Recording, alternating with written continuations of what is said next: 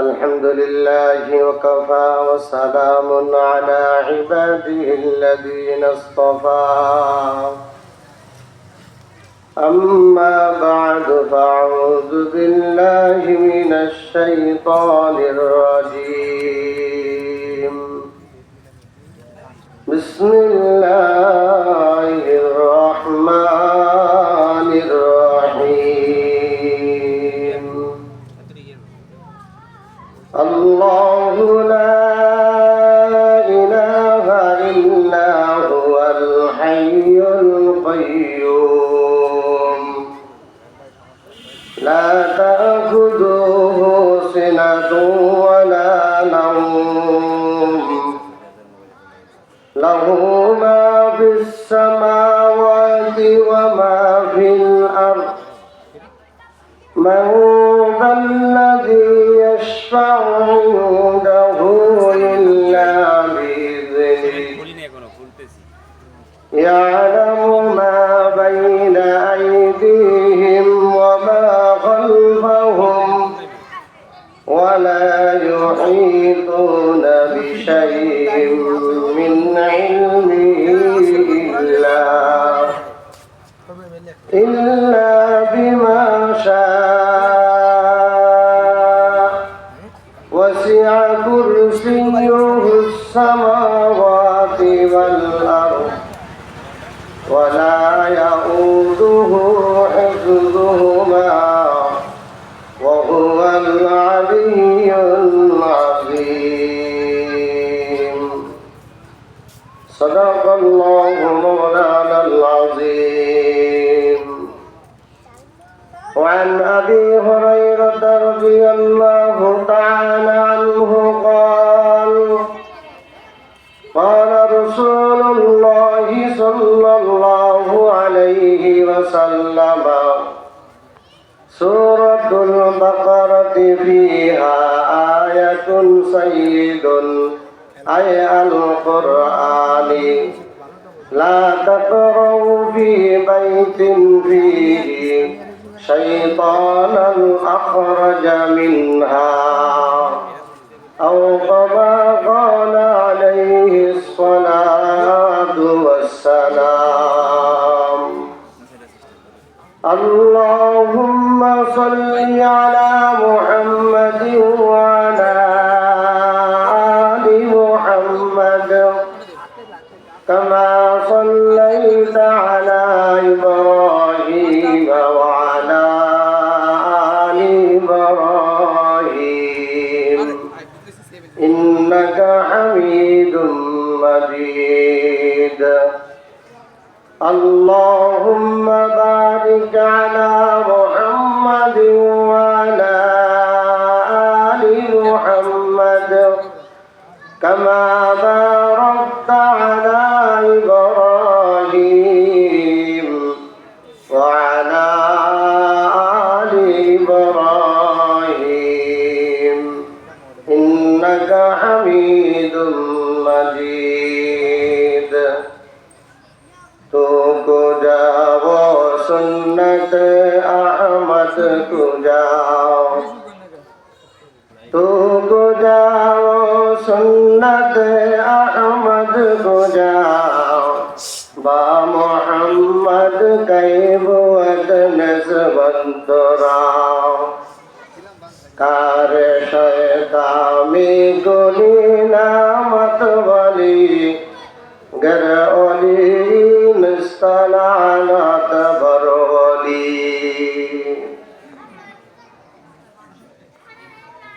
জামিয়া ইসলামিয়া রিয়াজুল জান্নাহ মাদ্রাসার উদ্যোগে আয়োজিত অধ্যকার মাহফিলের শ্রদ্ধেয় সভাপতি আমাদের প্রত্যেকের শ্রদ্ধাভাজন ব্যক্তিত্ব জনাব হাজী রফিকুল ইসলাম রফিকুল আলম হাওলাদার সাহেব আজকের মাহফিলের প্রধান অতিথি বিশেষ অতিথি অত্র মাদ্রাসার প্রধান শিক্ষক সহকারী শিক্ষক বৃন্দ সহ নবীজির কলিজার টুকরা হযরত উলামায়ে কেরাম, সম্মুখে উপস্থিত সম্মানিত সুধীবৃন্দ, পর্দার অন্তরালে আমার সম্মানিতা পর্দানশী মা ও বোনেরা, আমি মহান রব্বুল আলামিনের দরবারে শুকর ও সুজুদ আদায় করছি যে মহান রব্বুল আলামিন আমাদেরকে জামিয়া ইসলামিয়া রিয়াজুল জান্নাহ মাদ্রাসার মাহফিলে উপস্থিত হয়ে কাউকে কথা বলা, কাউকে কথা শোনার সুযোগ করে দিয়েছেন। আমরা উপস্থিত হতে পেরেছি, আল্লাহ আমাদেরকে সুস্থ রেখেছেন। এই জন্য আমরা আমাদের মালিকের দরবারে, আমাদের খালিকের দরবারে, আমাদের রাজ্জাকের দরবারে, আমাদের মাহবুদের দরবারে, আমাদের মুনিবের দরবারে কালিমাতুশ শুকর আদায় করি আলহামদুলিল্লাহ। আর শুকরিয়া আদায় করছি বিশ্ব মানবতার মুক্তির দিশারি, মানবতার মুক্তির সনদ, আকায়ে নামদার, তাজদারে মদিনা, সরকারে দু আলম, নূরে মুজাসসম, শফিউল মুজনিবিন হযরত মুহাম্মদ মুস্তাফা আহমদ মুস্তাফা সাল্লাল্লাহু আলাইহি ওয়াসাল্লামের যার উম্মত হওয়ার সৌভাগ্য আল্লাহ রাব্বুল আলামিন আমাদেরকে দান করেছেন। আমরা বিশ্ব নবী, শ্রেষ্ঠ নবী, নবিকুল শিরোমণি হযরত মুহাম্মদ মুস্তাফা সাল্লাল্লাহু আলাইহি ওয়াসাল্লামের উম্মত হওয়ার সৌভাগ্য অর্জন করেছি। এই জন্য মহান প্রভুর দরবারে কালিমাতুশ শুকর আলহামদুলিল্লাহ। আমরা যাই আলহামদুলিল্লাহ বলতেছি, এর দ্বারা উপকারিতাটা কি? উপকারটা হলো রসুল আলম রহমতুল আলম সৈয়দুল আম্বিয়া হযরত মুহাম্মদ মুস্তাফা সাল্লাল্লাহু আলাইহি ওয়াসাল্লাম বলেন, আমার উম্মতের মধ্যে যারা সুখে দুঃখে, সুস্থ অসুস্থ, সচ্ছল অসচ্ছল, যে অবস্থায় থাকে, একটা শব্দ উচ্চারণ করে আল্লাহ শুকরিয়া আদায় করে। কি বলে? আলহামদুলিল্লাহ। কি বলে? আলহামদুলিল্লাহ। আল্লাহর নবী ফরমান, কিয়ামতের দিন, মুসিবতের দিন আল্লাহ রাব্বুল আলামিন এই জাতীয় বান্দাদেরকে, এই জাতীয় নবীর উম্মতদেরকে ফেরেশতাদের মাধ্যমে রাহাবরি করে, পথ প্রদর্শন করে জান্নাতে পৌঁছায়। হাদিস শরীফে আছে, আল্লাহর নবী ইরশাদ করলেন, ক্বালা রাসূলুল্লাহ সাল্লাল্লাহু আলাইহি ওয়াসাল্লাম, আউয়ালু মান ইউদআ ইলাল জান্নাতি আল্লাযীনা ইয়াহমাদুনাল্লাহা ফিস-সাররা'i ওয়াদ-দাররা। আল্লাহর নবী ফরমান, আমার যে উম্মত সুখের অবস্থায়, দুঃখের অবস্থায়, সুস্থ অবস্থায়, অসুস্থ অবস্থায়, সচ্ছল অবস্থায় আলহামদুলিল্লাহ বলে, আল্লাহ তাআলা কিয়ামতের দিন সর্বপ্রথম এই জাতীয় বান্দা বান্দীদেরকে, এই জাতীয় নবীর উম্মতদেরকে ফেরেশতাদের মাধ্যমে পথ প্রদর্শন করে জান্নাতে পৌঁছে দেয়। সুবহানাল্লাহ। আমরা কি সবাই এখানে এসেছি বলেন কিসের জন্য? পরকালের শান্তির জন্য। পরকালের শান্তির জায়গাটার নামটা বলেন তো? জান্নাত। কি পরকালের শান্তির জায়গাটার নাম কি? জান্নাত। ওই জান্নাতে আল্লাহ তাআলা আলহামদুলিল্লাহ বলার কারণে ফেরেশতাদের মাধ্যমে রাহাবরি করে, পথ প্রদর্শন করে। যেমন আমরা কেউ চিনি না, কোথায় যাব, কি মাদ্রাসার ছাত্র আমাদেরকে ইনভাইট করলো, আমাদেরকে অফিস রুমে নিয়ে গেল, এইটাকে বলে পথ প্রদর্শন। পথ প্রদর্শন করে আল্লাহ নবী ফরমান, আমার উম্মতদেরকে জান্নাতে পৌঁছায়া দিবে। সুবহানাল্লাহ।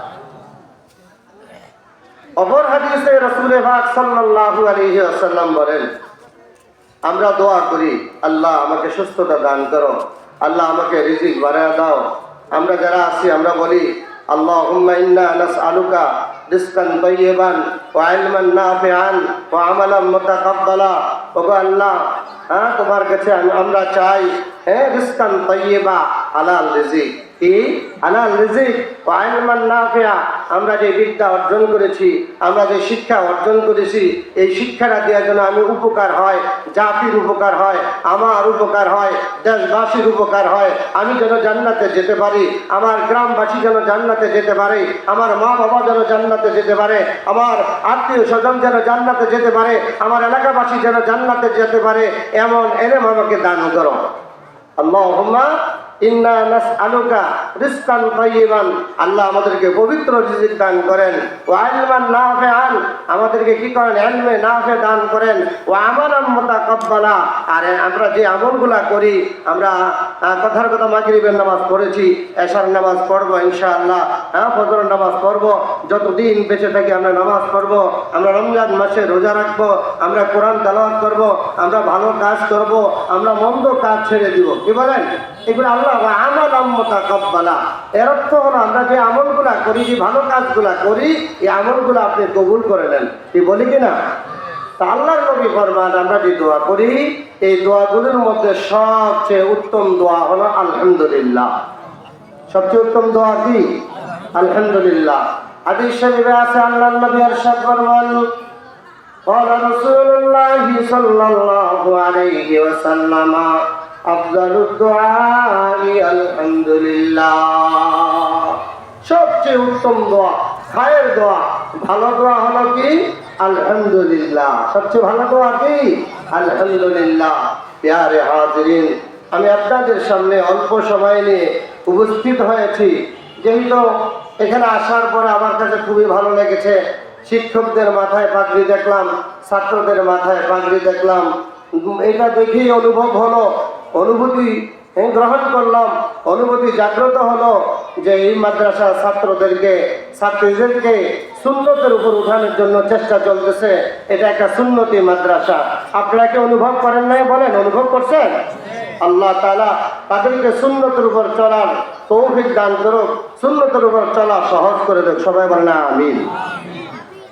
আমি আপনাদের সামনে সূরা বাকারা 255 নম্বর আয়াত তেলাওয়াত করেছি। আর এই তেলাওয়াত করার পরে অধিকাংশ যারা নামাজ পড়েন তারা বুঝে ফেলছেন যে এই আয়াতটা কোন আয়াত, যে আয়াতটা আমরা স্বাভাবিকগতভাবে 5 ওয়াক্ত নামাজের পরে তেলাওয়াত করি। আলহামদুলিল্লাহ, জোরে বলেন। এই আয়াত সম্পর্কে রাসূল পাক সাল্লাল্লাহু আলাইহি ওয়াসাল্লাম বলেন, রাসূলের সাহাবী হযরত আবু হুরায়রা রাদিয়াল্লাহু তাআলা আনহু হাদিস বর্ণনা করেন। তিনি বলেন, রাসূল পাক সাল্লাল্লাহু আলাইহি ওয়াসাল্লাম বলেছেন যে সূরা বাকারার ভিতরে একটি আয়াত আছে, যে আয়াতটি কোরআনুল কারীমের 664 বা 66 যে আয়াত রয়েছে, সমস্ত আয়াতের সর্দার, সমস্ত আয়াতের লিডার, সমস্ত আয়াতের আমির, সমস্ত আয়াতের থেকে এই আয়াতের মর্যাদা আল্লাহর কাছে অনেক বেশি। সুবহানাল্লাহ।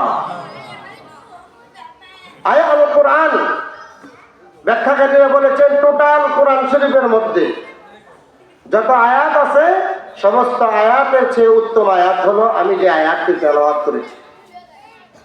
এখন আপনারা প্রশ্ন করতে পারেন, এই আয়াতটি তেলাওয়াত করলে আমাদের লাভ কি হবে? কি লাভ ছাড়া পাগলও চলে না, লাভ ছাড়া কোনো মানুষ সামনে এগোতে চায় না। আমরাও লাভের জন্য এখানে আসছি, কথা ঠিক কিনা? কথা বলেন, আমরা লাভের জন্য এখানে আসছি কিনা? এখন প্রশ্ন হলো যে সে আয়াতটি তেলাওয়াত করলে আমাদের লাভ কি? এই মর্মে রাসূল পাক সাল্লাল্লাহু আলাইহি ওয়াসাল্লাম বলেন, লা তাকরাউ ফি বাইতিন ফিহি শাইতানাল আখরাজা মিনহা।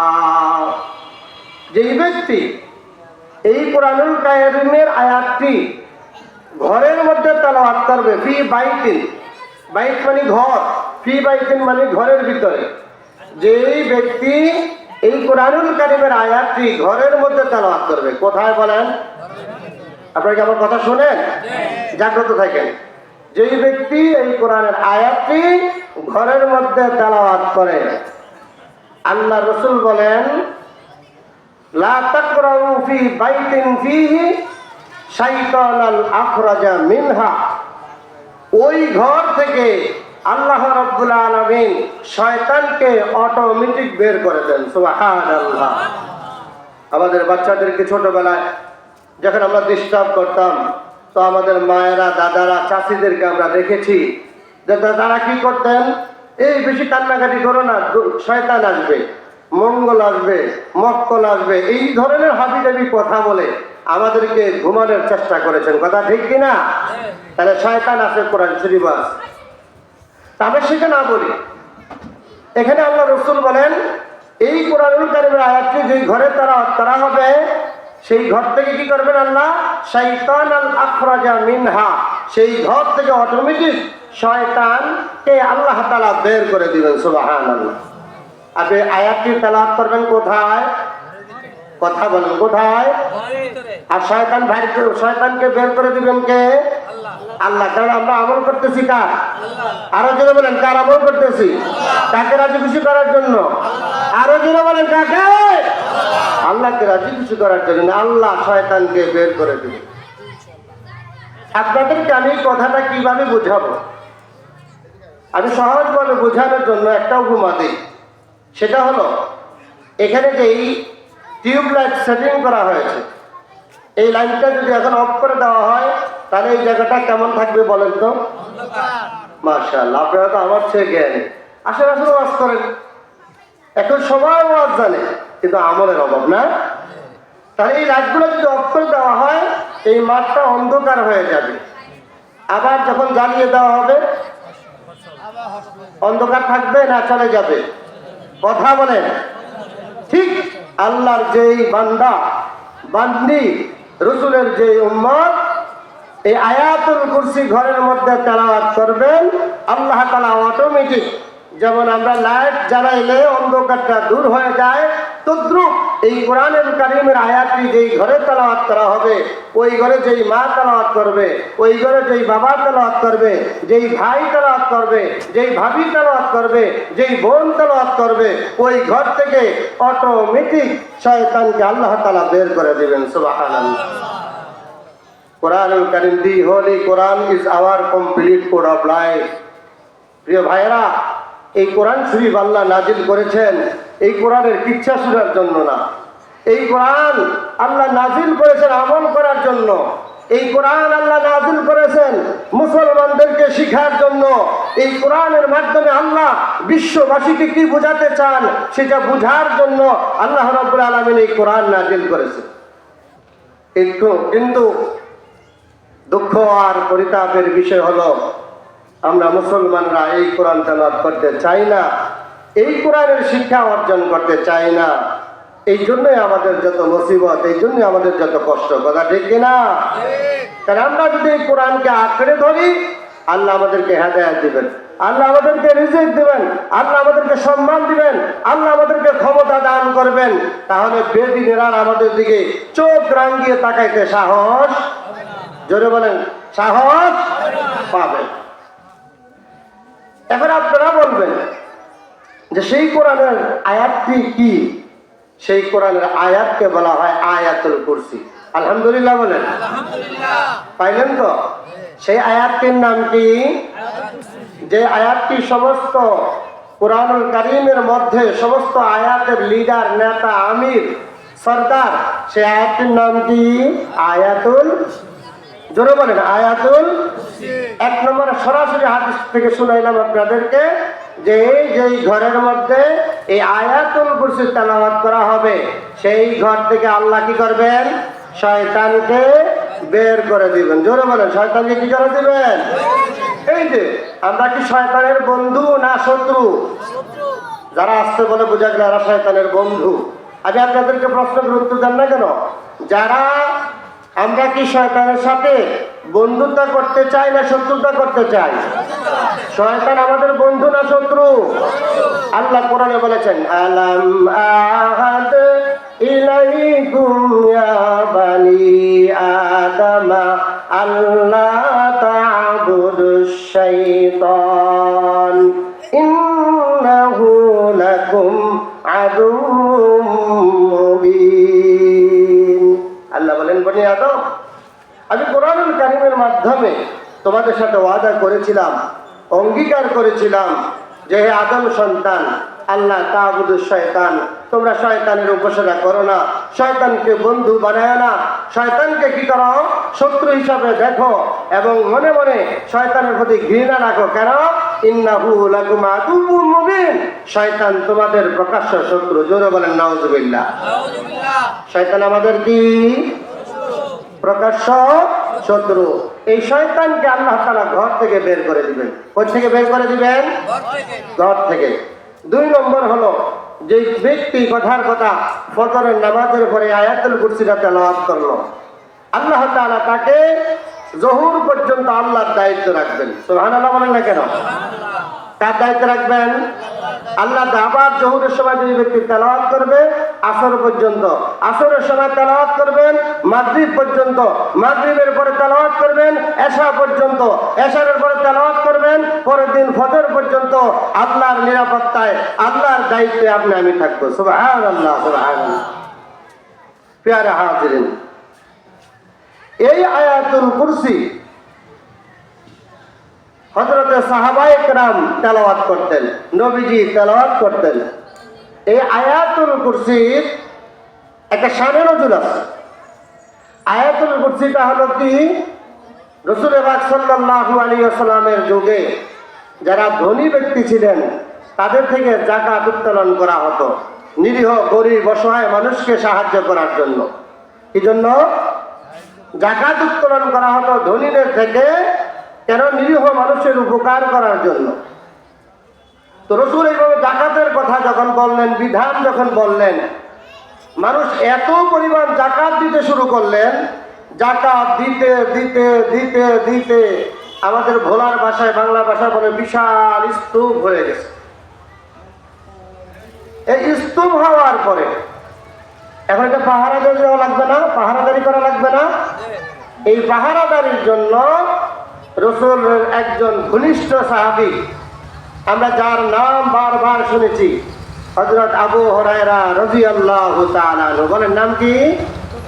হযরত আবু হুরায়রা রাদিয়াল্লাহু তাআলা আনহুকে এই যাকাতের গম অথবা ভুট্টা, কারণ আরব দেশে ধান হয় না, এই যাকাতের মাল পাহারা দেওয়ার জন্য কি করলেন? হযরত আবু হুরায়রা রাদিয়াল্লাহু তাআলা আনহুকে নিযুক্ত করলেন। উনি যাকাতের মাল পাহারা দেওয়ার জন্য রাত্রে বেলায় সেই মালের কাছে গেলেন, বিশাল একটা উঁচা সিঁড়ি করলেন, থাকার একটা টং করলেন। টং তো বুঝি সুপারি পাহারা দেওয়ার জন্য। এই টঙ্গে অবস্থান করলেন। রাত্র যখন গভীর হলো, তিনি পূর্ব আকাশের দিকে তাকিয়ে রইলেন, কখন তাহাজ্জুদের সময় হয়। সুবহানাল্লাহ। আমরা পাহারাদারি কিভাবে চুরি করব, পরের সম্পদ, এই ধান্দায় থেকেই। আর হযরতে সাহাবায়ে কেরাম, হযরত আবু হুরায়রা ছিলেন কোন দিকে? পূর্ব আকাশের দিকে। কখন সুবহে সাদেকের সময় হয় এর আগে তিনি তাহাজ্জুদ নামাজ পড়বেন। তাহাজ্জুদের জন্য তিনি জাগ্রত। এমন সময় শুনতেছে ধানের গোলা থেকে যখন ধান নামে, দেখবেন শিন শিন শিন শিন একটা আওয়াজ হয়। এখন এই গমের অথবা ভুট্টার অথবা খেজুরের, তাফসীরে কয়েকটা কথাই রেখেছেন, যেটা আরব দেশ খেজুরের দেশ, খরচ খেজুরের সেই গোলা থেকে খেজুর নেমতেছে আর শন শন আওয়াজ হইতেছে। হযরত আবু হুরায়রা সেই টং থেকে নিচে নামলেন, আর সেই মানের চতুর্দিকে ঘুরতে ঘুরতে যায়, দেখে সুবহানাল্লাহ, এক আল্লাহর বান্দা বস্তা নিয়ে গেছে, বস্তার মধ্যে খেজুর ভর্তি করতে আছে। অর্থাৎ কি? চুরি করার জন্য গেলে চুরি করতেছেন। হযরত আবু হুরায়রা রাদিয়াল্লাহু তাআলা আনহু ঘুরতে ঘুরতে ওই ভদ্রলোকের কাছে গিয়ে ধপ করে তার হাতটা ধরে বললেন, কত বড় সাহস, নবীজি আমাকে খেজুরের স্তূপ, যাকাতের খেজুর পাহারা দেওয়ার জন্য দায়িত্ব দিয়েছে, আর সেই দায়িত্বের মধ্যে আমি অবহেলা করি না। তুমি চুরি করতেছ, কত বড় অন্যায় করতেছ, আমি তোমাকে রাসূলের দরবারে নিয়ে যাব। চোরকে হাতে হাতে কে ধরলেন? হযরত আবু হুরায়রা রাদিয়াল্লাহু তাআলা আনহু। এখন চোর বলতেছে, ভাই আমাদের দেশে একটা কথা আছে, দেখলে চুরি, না দেখলে সাধু। না, ধরা পড়লে চোর আর ধরা না পড়লে সাধু। এখন ওই চোর বলতেছে, ভাই আবু হুরায়রা, দেখো আমার পরিবার কয়েকদিন পর্যন্ত না খেয়ে আছে, কষ্টে আছে। মনে করো আমি ইচ্ছা করে আসি না চুরি করতে, অনিচ্ছা সত্ত্বে এসে গেছি। যাই হোক, আমি তো আর তোমার মাল নিয়ে যাই নাই, তুমি আমাকে ছেড়ে দাও, আমি আর জীবনে চুরি করার জন্য আসবো না। আমার তো সময় শেষ। ধন্যবাদ। যদি কখনো আবার দেখা হয়, ইনশাআল্লাহ দেখা হবে, আলোচনা হবে। যেটা